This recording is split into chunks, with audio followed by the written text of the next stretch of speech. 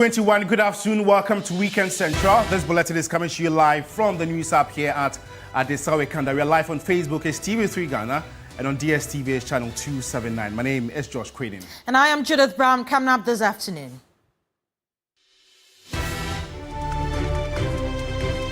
This afternoon, Health Accountants Staff Association of Ghana, HASAG, expresses concerns over what it describes as a continued delay by its negotiating counterpart to commit to a specific date for further discussions regarding outstanding labor matters.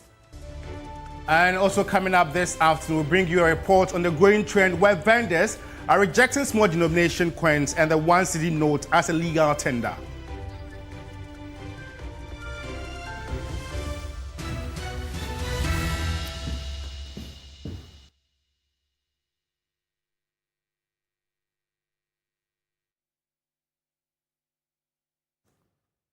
Welcome back. We start from here. The Health Accountants Staff Association of Ghana, HASAG, has expressed serious concerns over what it describes as a continued delay by its negotiating counterpart to commit to a specific date for further discussions regarding outstanding labor matters. Well, in a strongly worded letter dated June 21, HASAG acknowledged receipt of a response to its earlier letter to a redress dated June 12. However, the association criticized the absence of a clear commitment to a date for engagement, stating that this omission violates provisions under Labour Act 2003, Act 651, and undermines the spirit of good faith negotiations. HASAG's national president, Emmanuel Dennis Kofi Amwa, warned that failure to engage meaningfully and promptly could lead to further agitation among members, potentially escalating into labor unrest. Well, the association has proposed an urgent meeting to be held on Monday, June 23, 2025 at 11 a.m. to resolve the outstanding issues amicably and in a timely manner.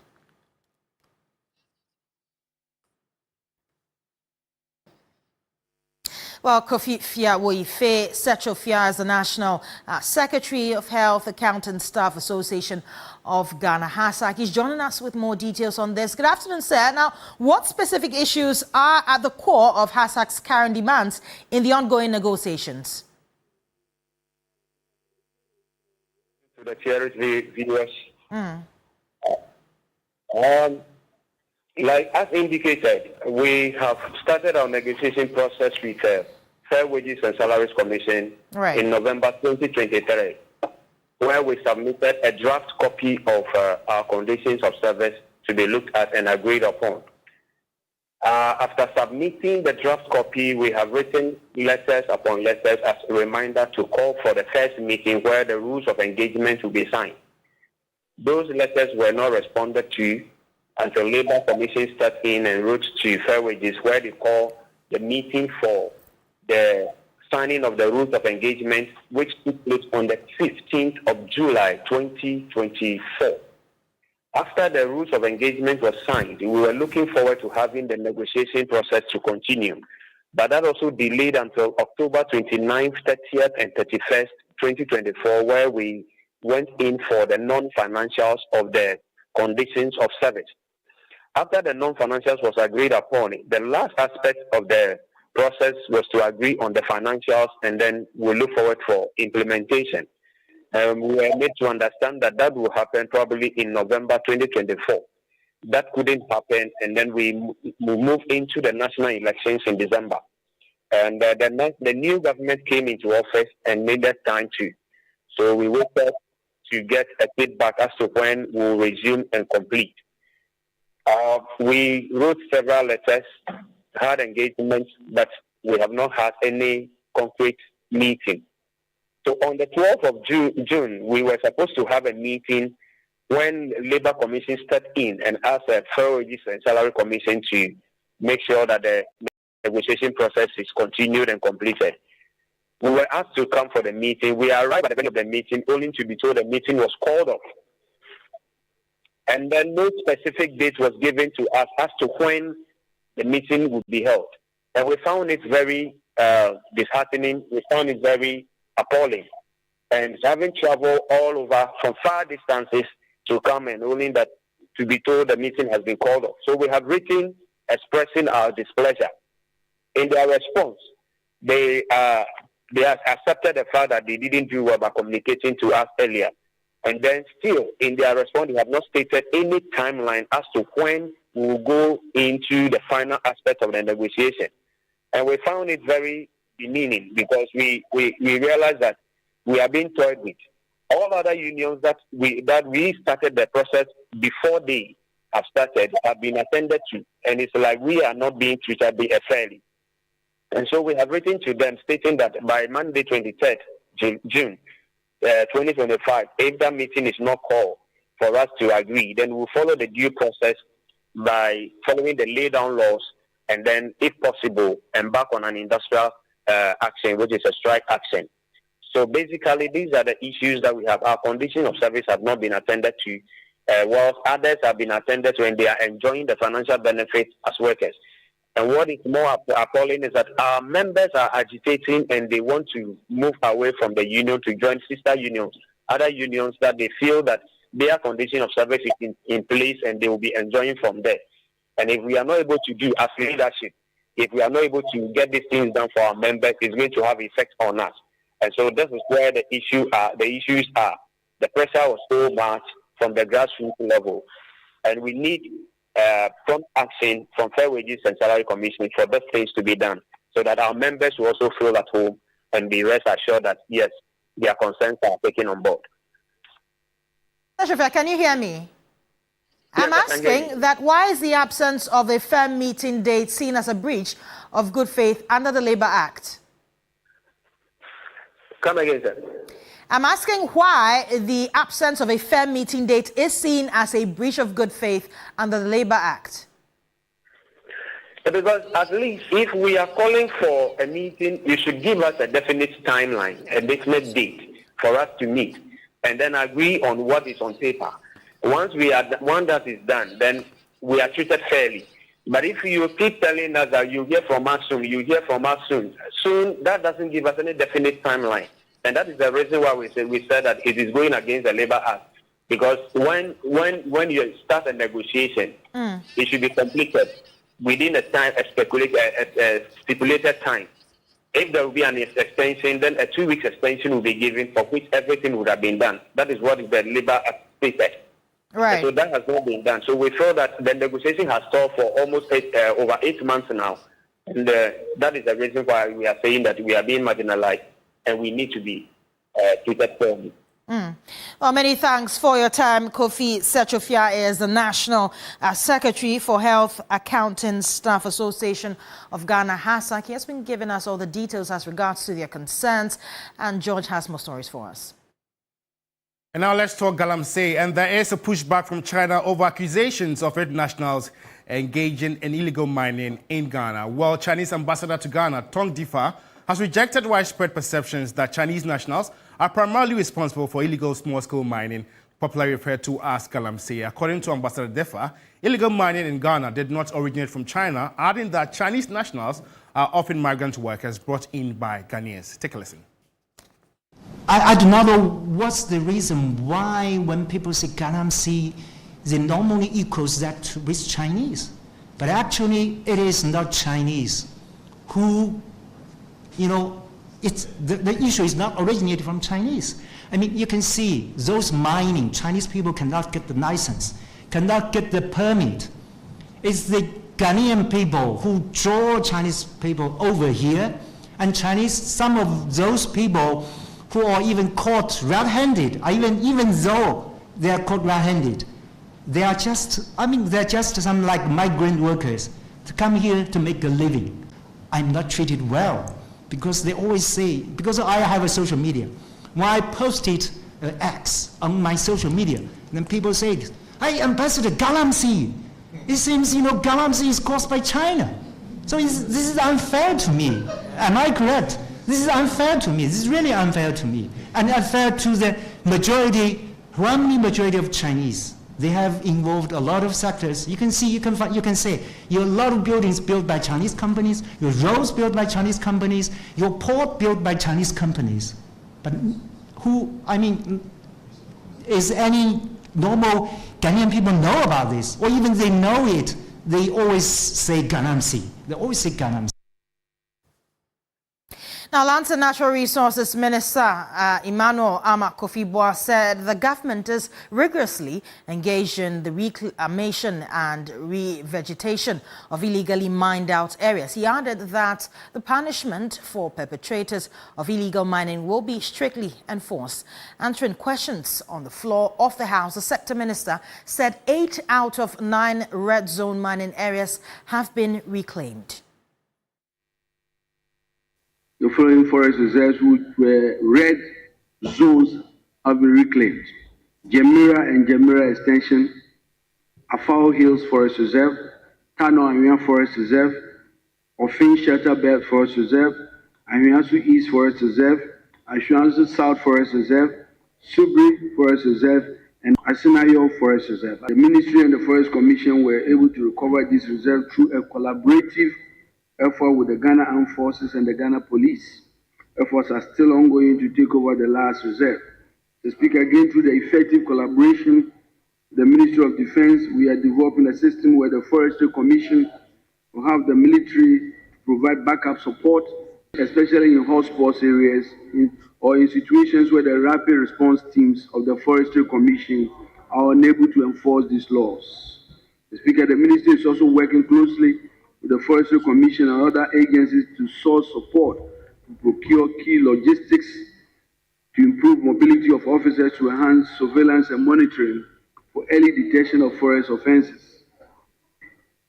Now, Speaker, have engaged the Attorney General to also explore possibility of specialized courts to deal swiftly on the issues of illegal mining. The Speaker, as part of efforts to garner support for this fight, the Ministry, in collaboration with key stakeholders, has intensified sensitization of various communities on the effects of illegal mining on the environment, human health, and the need to carry out responsible mining.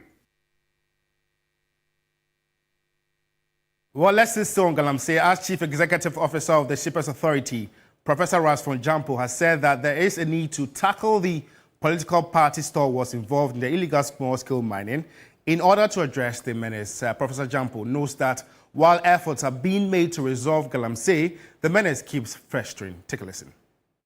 Over the last 2 weeks, I've been involved with dealing with the Ghana coalition against Galamsey, working with them together. We wrote to the president saying that, yes, some work has been done in the fight against Galamsey, but it appears that the more they are fashioning out initiatives, the more the thing is festering.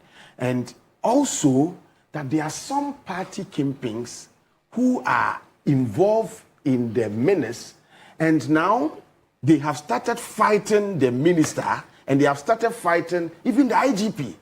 And so we wrote to, I played an extensive role, if you ask Ken Ashibe and Awula, they'll tell you, in drafting a letter, writing directly to President Mahama, that we want to meet with him ourselves and have a face-to-face conversation with him on this matter. He's responded. But he's responded directing that we meet with the minister, and then in the letter he's indicated that whatever the decisions would be should be forwarded to him for his attention and action.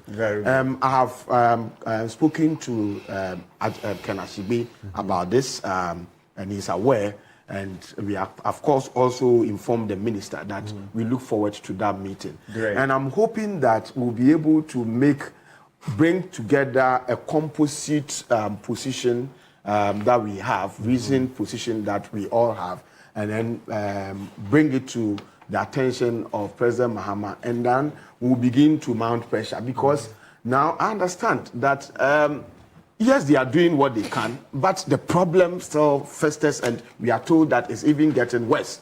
And I agree with my brother Senior Hosi, that it appears that we'll have to, the society, all of us now, thankfully, those who yesterday said we shouldn't fight Galamsey are now saying we should fight Galamsey. And so all across the political divide, we all agree that we should fight. Now, away from Galamsey, Muslim pilgrims who embarked on this year's Hajj have begun arriving at the Yakubu Tali International Airport in Tamale. Well, over 400 of them arrived with the first flight on Friday, June 20, 2025. In all, 7 flights are expected to arrive in Tamale, with the last flight of pilgrims from Ghana expected back home on June 27. Let's take you now to Tamale and engage my colleague Christopher Mwako, who has more details on this particular subject. Chris, good afternoon. Now, how was the reception for these pilgrims who have been away for about 4 weeks? Yes, so it's been great. It's been massive because the relatives of these Muslim pilgrims who embarked on this year's Hajj were waiting anxiously for their return. And yesterday, when the first flight touched down in Tamale at the Yakubu Tali International Airport, it was all excitement from family and friends of these pilgrims who returned home yesterday. Right, and what have the Hajj task force been telling you? Yes, they've been expressing gratitude to Allah and also indicating that this is one of the best Hajj that has been organized by the government. And they have indicated that but for the intervention of His Excellency President John Dramani Mahama, this year's Hajj, Ghana's entourage wouldn't have been possible to embark on this year's Hajj because of the delays that they witnessed in the processes. Alhaji Collins Dawda, chairman of the Hajj Task Force, has been speaking to us. Let's take a listen to what he has to say. Right. First time in the history of Hajj organization, the president gave out ihram, that is the white cloth that is used by the male programs to perform Hajj, free of charge to every male Muslim. It has never happened before. In fact, oversubscription has never happened before. These are some of the landmarks in the 2025 Hajj. I also want to indicate that for 2025, all the flights that we made in Tamale were full and were also on schedule. There were no delays. In Accra was same. We experienced the same thing. No delays, full flights throughout. In Saudi Arabia, let me commend our programs who were very good ambassadors of Ghana. Good ambassadors in the sense that they conducted themselves very, very well. We had a successful Hajj, moving from Medina to Mecca and to Mina and to Arafah to Muzdalifah and finally at Jamarat and ending up in Mina and finally coming back to Mecca. We are grateful to the Almighty Allah for His mercies and His blessings. We are also very grateful to the President of the Republic of Ghana, who, even though not a Muslim, has shown commitment to the welfare of Muslims in Ghana, particularly to the 2025 Hajj. And you had the chairman of the National Hajj Force, Collins Dawda, bringing us details on the arrival of some 400 pilgrims right here back in Ghana. Many thanks for your time. Christopher Mwako is our Northern Regional Correspondent. Well, let's still stay in the northern part of Ghana. Amid rising tensions in Bawku, the general officer commanding the Northern Commander of the Ghana Armed Forces, Brigadier General Frank Wolanyo Agbegbo, has visited Bawku to rally troops and reinforce military efforts in restoring peace and stability. The visit forms part of efforts by the Military High Command to assess ongoing peacekeeping operations in the region. Upper East Regional Correspondent Kaso Sinyala has more in this report. Brigadier General Frank Wolanyo Agbegbo spent 2 days touring strategic military installations in the Upper East region, visiting the conflict-prone town of Bawku. There he met with troops stationed at Sabongare, Monore and the Kolungugu border, engaging with officers and men on the grounds as the military steps up operations to manage the deteriorating chieftaincy conflict. The general commended the troops for their tireless effort in maintaining peace and order and urged them to remain professional, neutral and vigilant in the face of rising tensions. Even if you are off duty and you think you have to go to town, you have to go in your uniform, with your arms, and at least in person. And let your commanders know that you are going to do ask permission, so that they know that for the next 1 hour you are going to buy something and come, or you are, otherwise, is your journey here necessary? If it's not, don't go there. There's something that's going around the social media. Who can help you there? That's the person who asks you. If your journey there is not necessary, do not go there. Brigadier General Agbebo also visited Sandima, where he inspected the newly constructed military camp for the 12th Mechanized Battalion and assured the commitment of the Military High Command to fully equip the facility to enhance operational readiness. I'm very happy with what I have seen. The troops are full of morale and they are discharging their duties very well. It is not easy to leave your family and come under these conditions to come and be operating day and night while the people we take care of are sleeping. You are daily and taking care of them, monitoring every movement to ensure that they are safe. They are behaving professionally, and I think Command is very happy about them. I want to use this opportunity to assure them that Command will do everything possible to ensure their safety and all the equipment that they need to work with. The visit was also a morale boosting mission, as General Agbebo conveyed the appreciation of the Military High Command to the troops for their dedication in protecting innocent civilians and maintaining order under challenging conditions.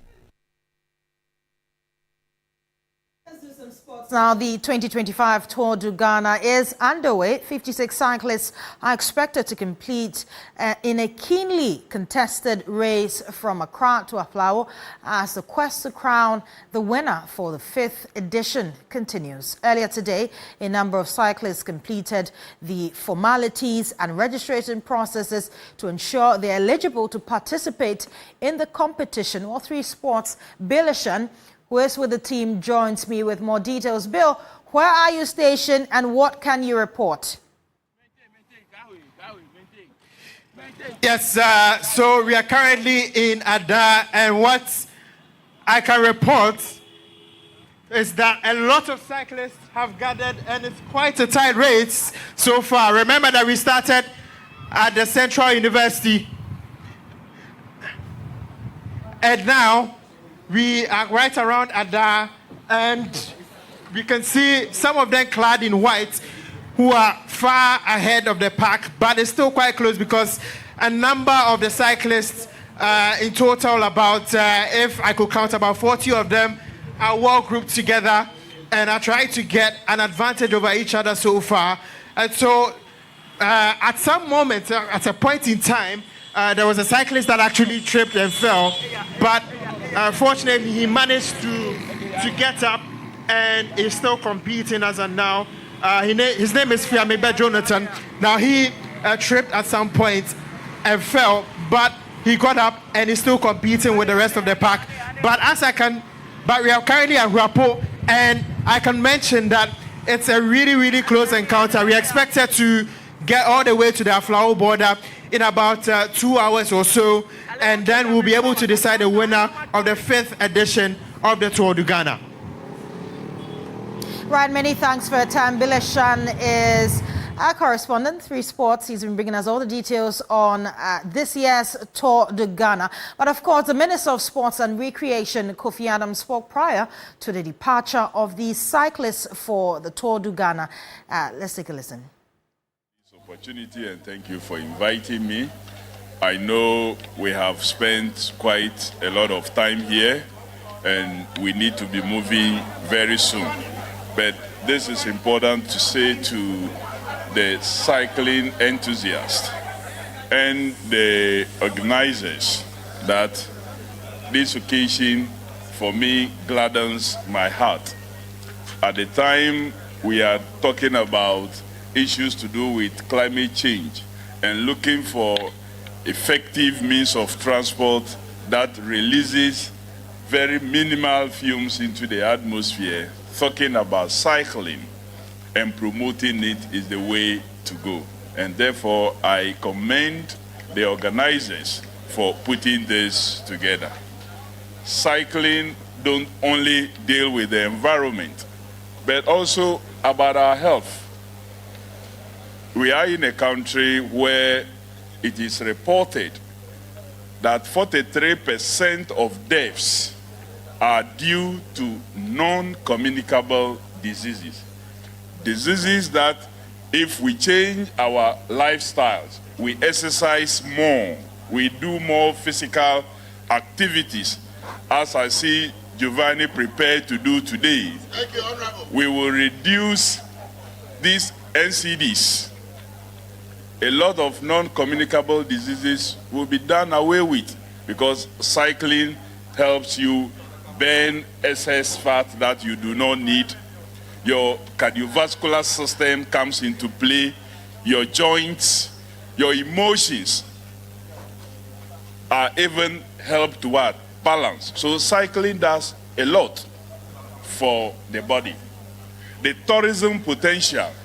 Many of us ride and will drive through the route you will be going today, having the experience of viewing the sights attraction. The potential is so big on that route. So you're going to be cycling, you're going to be riding for almost 192 kilometers, I'm told. And we'll certainly bring you the outcome of this year's Tour du Ghana in our subsequent bulletins. You're still watching Weekend Central. We're going for our very first break. We'll be back with more news. Do stay with us.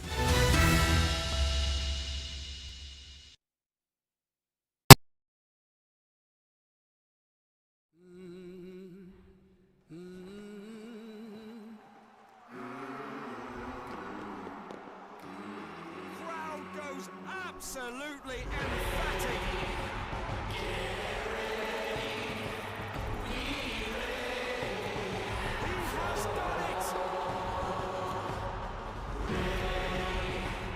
Get ready for more on SuperSport.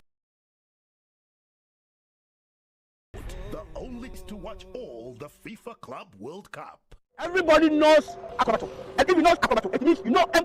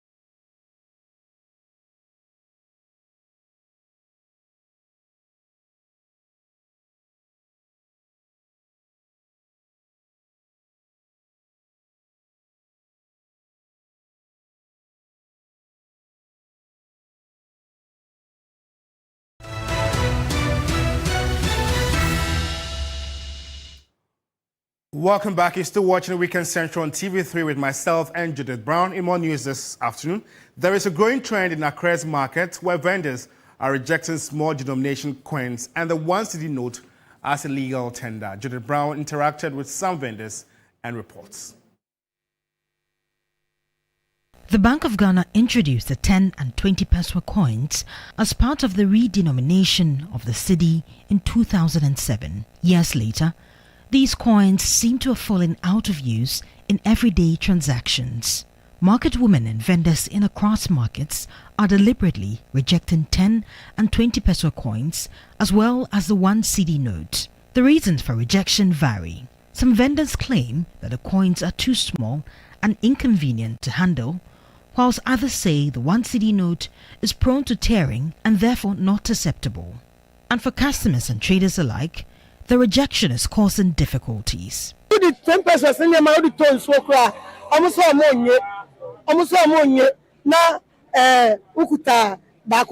Sachet water sellers have refused to take the coins. I don't understand why. They say it will get missing. They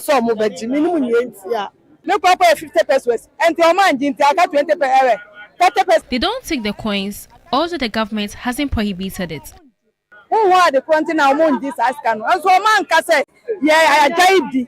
Some vendors say they have accumulated large amounts of these coins, which they cannot use due to the widespread rejection.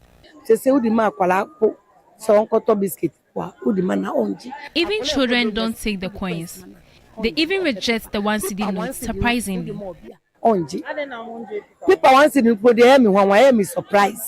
The rejection of these coins is also affecting prices.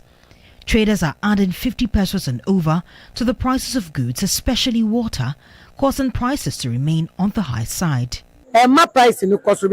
Prices have gone up because vendors add 50 pesos and above for profits. 20 pesos.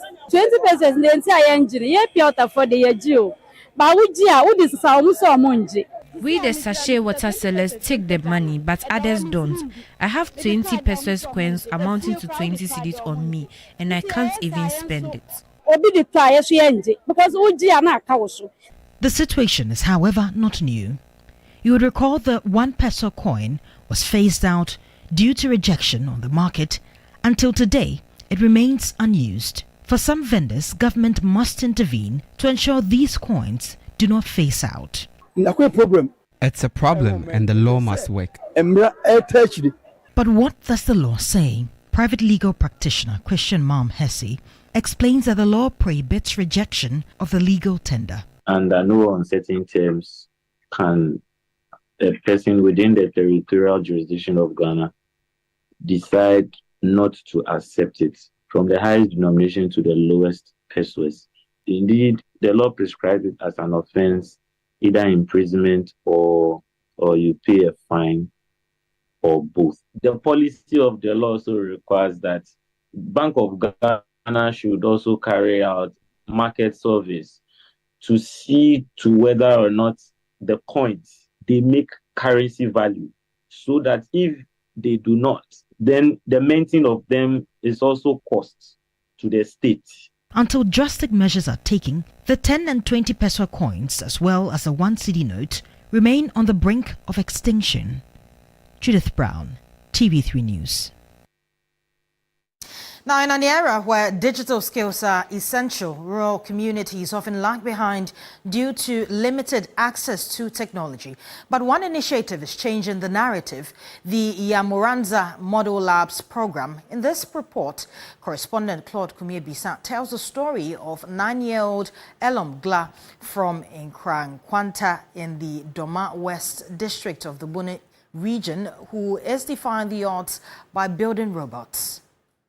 In a rural community where resources are often scarce, Elom Gla, a primary 3 pupil, is determined to carve out a future in technology. Thanks to the Yamuranza Model Labs program, Elom is not just dreaming, he is building robots. This is the motor, the large motor. It helps to carry loads. Here comes the ultrasonic sensor. It helps the robot to move forward. The Yamuranza Model Labs are equipped with the latest technology, providing these young learners with access they will not typically find in rural Ghana. At just 9 years old, Elom is participating in hands-on workshops that introduce children to fundamentals of robotics, coding, and digital literacy. I can build driving this, and I can build an Arduino. I can build a simple circuit, and I can build many things in the spike. As the youngest competitor, he stood out among competitors from Ghana, Liberia, and the Gambia at this year's annual Impact Roundtable Discussions and Robotics Competition, ETAD 2025. Center Manager for the Yamoransan Lab 12, Ebenezer Amwaku, asserts from the moment he stepped into the lab at just 7 years old, his curiosity and dedication were clear. We've designed a timetable for the schools in town. It got to St. Anthony's 10 and they came in. So I was teaching them and I realized whatever question that I will ask, he will be the first person to raise up his hand and bring out the answer. So I realized that he's very serious and interested in what we are doing here. So I added him to a team that I have here, which is a robotic club. His class teacher, Kevin Opoku, explains the impact the lab has had on Elom's academic performance. It has really helped him in broad ways, especially in computing. So when you introduce a topic in computing, you see he has a fair idea and a fair knowledge about everything before you even teach. His IQ is very high. I might even compare him to Albert Einstein. Reuben Delaligla is the father of Elom. He says the lab has brought hope to their child. Now, looking at the 21st century or looking at our modern world, we need such programs. So because of that, I encourage him to take the program very seriously. At his age, when he picked the laptops, what he has been using the laptop to do, it's marvelous. So I said I have the interest there. So I do encourage him to work hard. Elom tells me he wants to build a space rocket in future. I've planned by now to make a rocket to space. By 20 years, I'll make it. While the road ahead is still filled with challenges, initiatives like these showcase that with the right resources and education, the youth in rural Ghana can lead the way in innovation and technology. Claude Komi Erisa, TV3 News, Nkrankonta. Well, away from education, let's delve into healthcare. As part of efforts to enhance timely healthcare access in rural hard-to-reach communities in the Upper West region, Moving Health has presented 5 tricycle ambulances to some communities in the Sisala West District of the Upper West region. Correspondent Ibrahim Wangara has more in this report. The initiative, which sought to address emergency health transportation challenges in underserved communities, whilst threatening the referral evacuation system between villages and community health centers, formed part of the Country Innovation Platform CIP under the Ghana Health Service with funding from USAID and partners. According to Moving Health, the Generation 4 tricycle ambulance is built locally and tailored for rural terrain, also comes with a GPS tracker and an oxygen concentrator. As a result, Moving Health has, in partnership with the Ghana Health Service and the National Ambulance Service, trained community-based tricycle operators and community health management committees of the beneficiary communities to ensure proper management of the ambulances. Isaac Amu-Akwansa is the country director of Moving Health. I realize that majority of the people use normal motorbike when they have any type of case, especially during maternal or pregnancy complication cases. They use their normal motorbikes to refer cases. So we introducing these new ambulances into their community will help avert the situation, because this one is carefully designed for the roads, and also we've designed it in such a way that it gives the patient a comfort on the ride, and also 2 seats are designated, one for the healthcare provider. The desk officer of Country Innovation Platform at the Regional Health Directorate, Linus Batiama, who spoke on behalf of the Regional Health Director, cautioned against the misuse of the ambulances. So the success of your implementation, your maintenance, and seeing through for the smooth operation of your key mandate in trying to address referral pathways and use it judiciously to address issues of what? Maternal health, child health, and other ill health conditions. That would depend on district within Upper West will be covered, depend on the 5 selected communities that are leading this process. Meanwhile, the Sisala West District Director of Health Service, Dr. Matthias Tengan, described the donation as timely. Our terrain is very bad. Many of the communities are inaccessible, particularly during the rainy season. So it is very difficult for the national ambulance to be able to move to those hinterlands and bring patients, particularly pregnant women and children who may be in critical situation and will need to be moved to the next level of care. So these tricycle ambulances have come in timely now to help us fill that gap. The beneficiary communities are Facho, Tiwi, Du West, Kunkunduale, and Jeffisi. Tomie Gbane, a community member, tells their ordeal in accessing health care. Pathetic, or when you see it, sometimes we use this tricycle, the aboboya, without any cushion, without any cover, and expose the client like that, especially when they are in labor. It's not comfortable.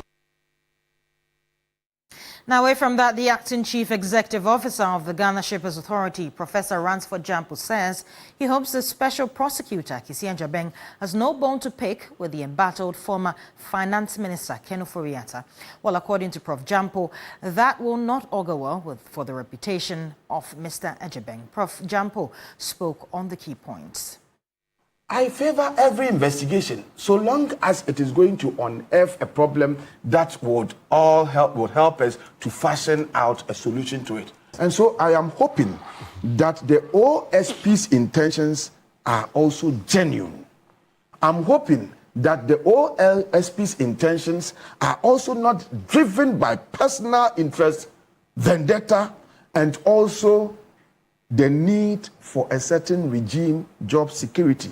Exactly. I am hoping that we know what we are doing, the OSP knows what it is doing, because there's been several things that it has done, the OSP has done, and they all amounted to much ado about nothing. Sometimes it becomes difficult for some of us to trust your intentions. Putting that aside, Kisi Ajabeng, once I was taking him on, I had some people calling me, why do you have issues with him? He's my classmate in Legon.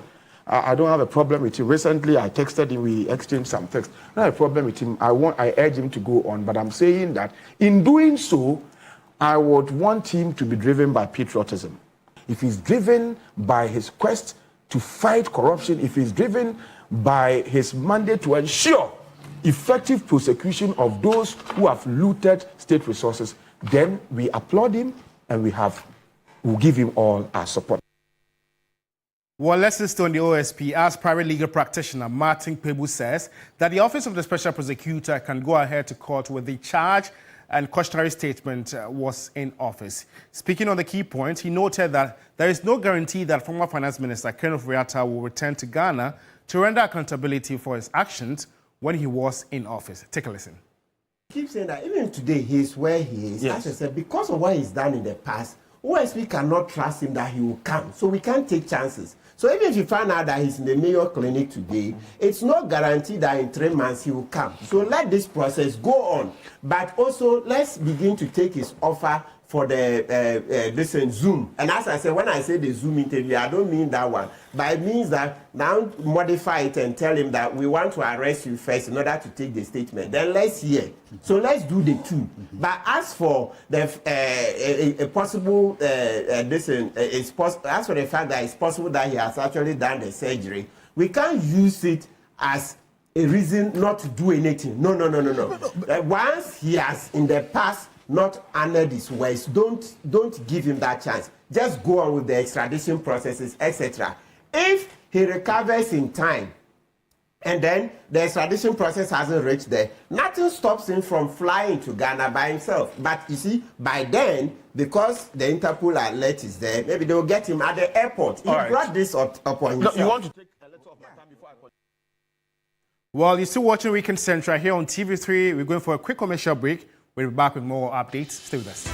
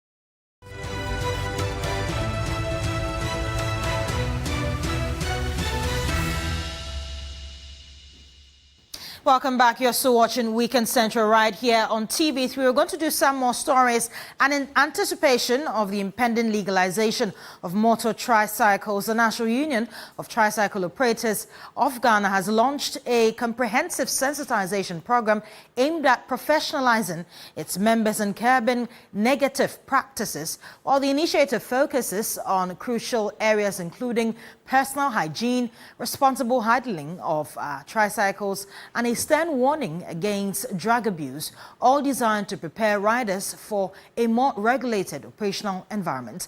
Well, let's now cross over to Belinda Tete for more on this development.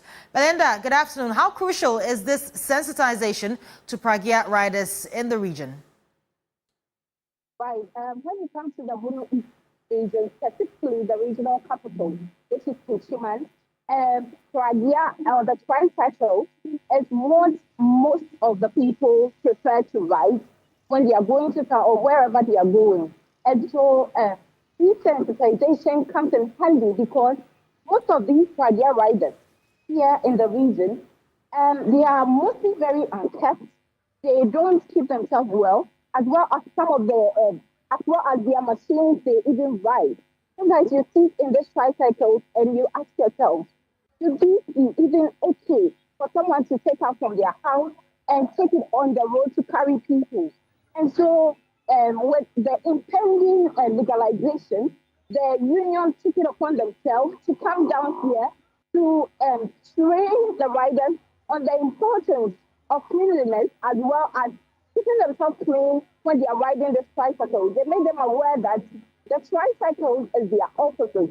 And so, after when they are stepping out, they should make sure the tricycles are clean. They themselves are in good shape and they look presentable so that whoever comes in their tricycles will feel comfortable while they are riding the person. And some of the reasons or some of the concerns being raised also, it has to do with the fact that some of these tricycle riders indulge themselves in illicit drugs.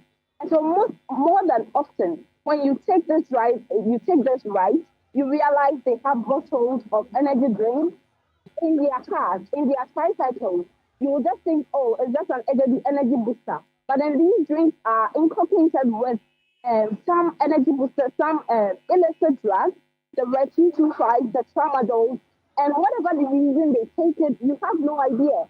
And so they've been trying to educate them on the effects of taking some of these drugs and the importance of staying away from these illicit drugs. Let's listen to what the union leaders have. We are telling our boys, those of them who are into drug abuse and those who are driving recklessly, to ensure that we get these people out of the system. So we are placing the responsibility on the regional leadership down to the station leadership to ensure that when you are in a station and somebody comes to ride tricycle and he is underage, we should all police the work to ensure that we safeguard it for us to become more attractive for the entire Ghanaian community. We are also educating our people, especially on personal hygiene and also the public perception about our riders, that most of them are engaging in this drug and other things, probably known as red. So we keep educating them. We have mandated their station masters to also ensure that if any rider comes to the station and they observe that this person is on drug, they have to seize the machine and also report or take the machine to the nearby police station in order to eradicate the only few people among the majority that is tarnishing our image. On personal hygiene, we are also educating them that, look, this is your profession, this is our office. It's just like when you go to bank or you go to any media house, how they look, they dress nice and beautiful, that it's attracted to you. It's the same way riding tricycle is our profession. Therefore, you need to keep yourself clean so that when the passengers sit in your car or in your tricycle, even it will be attractive.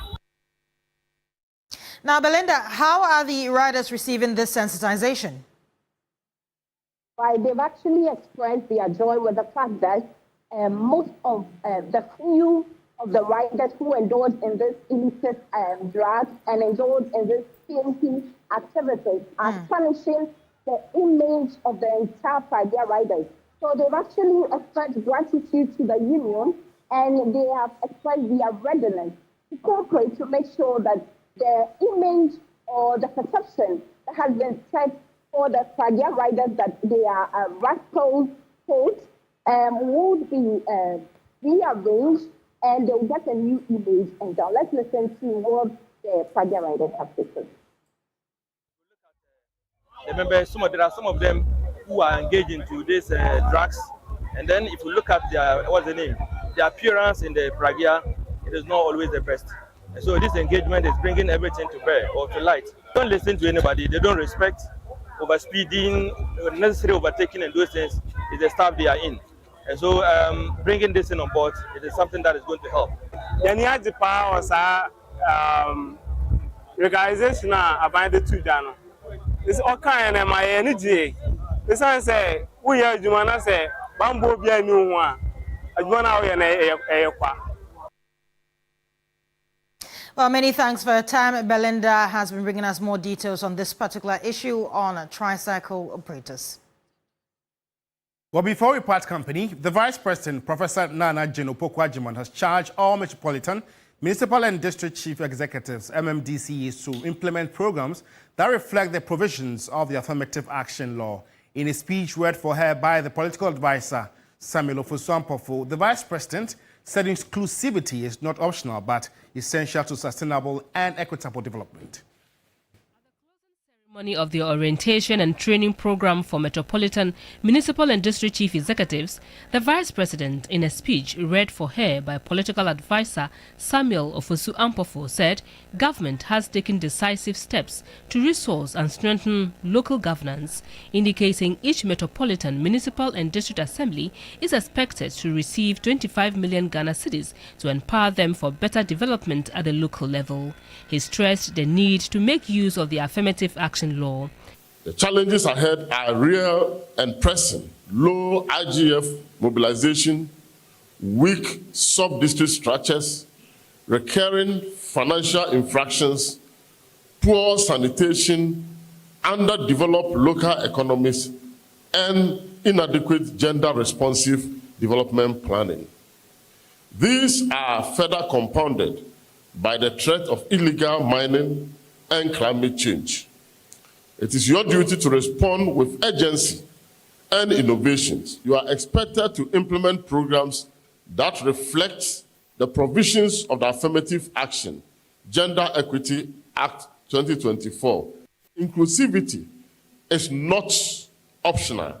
Samuel Ofosu-Ampofo charged the MMDCEs to ensure their leadership drive the implementation of government's flagship programs, including the 24-hour economy and the National Apprenticeship Program, as that would help restore prosperity to the people. Judith, just when I was ready myself to be a part of this year's tour to Ghana, I came and then they said they've left to a flower. Challenge, Judith. Don't laugh. I'm serious about it. I don't think you would have reached the half of the journey. Well, that's how we wrap up the bulletin right here.